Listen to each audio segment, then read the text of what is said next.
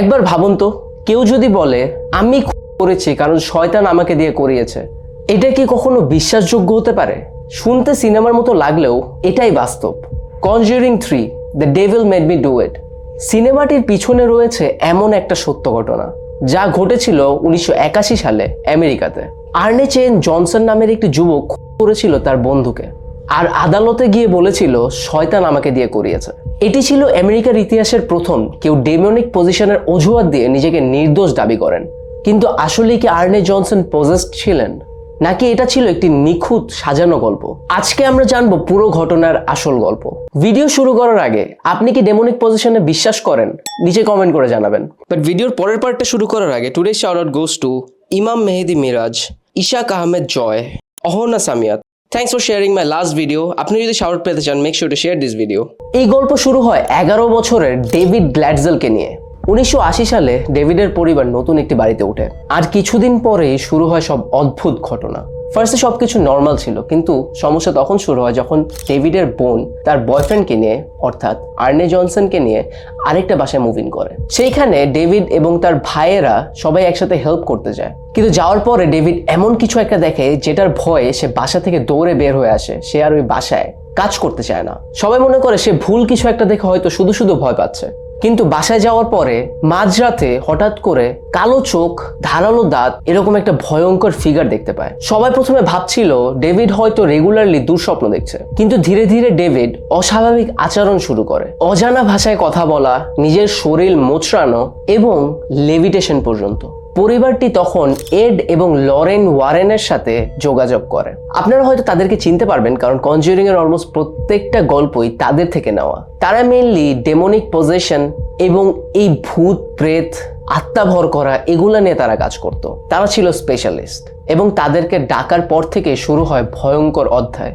Add এবং Lauren জানায় ডেভিডের শরীরে 40টারও বেশি ডেমনিক স্পিরিট ঢুকেছে। তারা চার্চে ভিজিট করে এক্সোরসিজমের পারমিশন নিতে। এক্সোরসিজম করতে হলে পারমিশন নিতে হয়, সেটা তারা নিতে যায়। এড এবং লরেন ওই টাইমগুলোতে অনেকগুলো ছবি ক্লিক করে, যেগুলো এখন আপনারা স্ক্রিনে দেখতে পাচ্ছেন। এক্সোরসিজম চলাকালীন ডেভিড অস্বাভাবিকভাবে মোচড়াতে থাকে, অজানা ভাষায় কথা বলতো এবং আশেপাশের জিনিসগুলো নড়ে উঠত। এই এক্সোরসিজম চলাকালীন ডেভিডের বোনের বয়ফ্রেন্ড একটি অদ্ভুত কাজ করে। তিনি চিৎকার করে বলে, এই ছেলেটাকে ছেড়ে দাও, যদি তোমাদের সাহস থাকে তাহলে আমাকে পজেস করো। এবং সেই মুহূর্তে সবকিছু বদলে যায়। এড এবং লরেন আর্নে জনসন মানে ডেভিডের বোনের বয়ফ্রেন্ডের উপর আসলে রাগ হয়ে যায়, কারণ এরকম কিছু করাটা তারা এক্সপেক্ট করে না। তারা সবসময় নিষেধ করে এরকম কিছু করতে, কখনো স্পিরিট বা বাজে কোনো আত্মাকে চ্যালেঞ্জ করতে নিষেধ করে তারা। ডেভিডের এই এক্সোরসিজমের পরে সে সুস্থ হয়ে ওঠে, কিন্তু আর্নের আচরণ বদলে যেতে থাকে। সে উল্টাপাল্টা জিনিস দেখা শুরু করে, সে অনেক ছায়া দেখতে পারত এবং মাঝে মাঝে তার দুটো চোখ কালো হয়ে যেত। 16 ফেব্রুয়ারি 1981 আর্নে এবং তার বাড়িওয়ালা অ্যালেন বোনোর সাথে একসাথে বসে আড্ডা দিচ্ছিলেন। তারা বসে বসে গল্প করছিলেন এবং মদ্যপান করছিলেন, এবং হঠাৎ করে তাদের কথায় কাটাকাটি শুরু হয়। কথা কাটাকাটির এক পর্যায়ে আর্নে বের করে তাকে 6 বার স্ট্যাব করে, এবং যতজন সাক্ষী ছিল তারা বলে আর্নে করার সময় মানে মারামারির সময় পশুর মতো ডাকছিল এবং তার চোখ কালো হয়ে গিয়েছিল। গ্রেফতার হওয়ার পর আর্নে বলে তার কিছু মনে নেই। ইভেন সে পুলিশের কাছে বলে তার মনে আছে সে বসে আড্ডা দিচ্ছিল, তারপরে হঠাৎ করে সে থানায় চলে আসে। ইভেন যখন তাকে থানায় নিয়ে যাওয়া হয়, সে জিজ্ঞেস করে সে এখানে কিভাবে আসলো। যখন তাকে বলা হয় অ্যালেন বোনো মারা গিয়েছে, সে বিশ্বাস করতে চায় না, এবং আদালতে তার দাবি ছিল ডেমনিক পজেশন। আদালতে আর্নের আইনজীবী যুক্তি দেন আর্নে দোষী নন, কারণ সে তখন ডেমনের দ্বারা পজেসড ছিল। এটাই ছিল আমেরিকার ইতিহাসে আদালতে প্রথমবার এরকম একটি অজুহাত।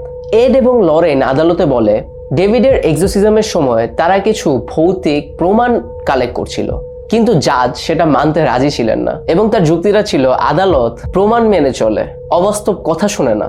শেষ পর্যন্ত আর্নের এই মামলায় 10 থেকে 20 বছরের কারাদণ্ড পায়, তবে তিনি 5 বছরের মাথায় মুক্তি পায়। এই মামলাকে নিয়ে আজ পর্যন্ত বিতর্ক চলছে। কেউ বলেন আর্নে সত্যি পজেস ছিলেন, এবং অন্যরা বলে এটি ছিল একটি সাজানো নাটক।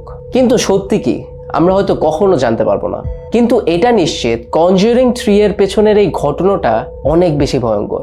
আপনি কি মনে করেন আর্নি কি আসলেই পজেস ছিল, নাকি এটা ছিল তার একটি চালাকি? নিচে কমেন্ট করে জানান। Thanks for watching. I will see you guys in the next video.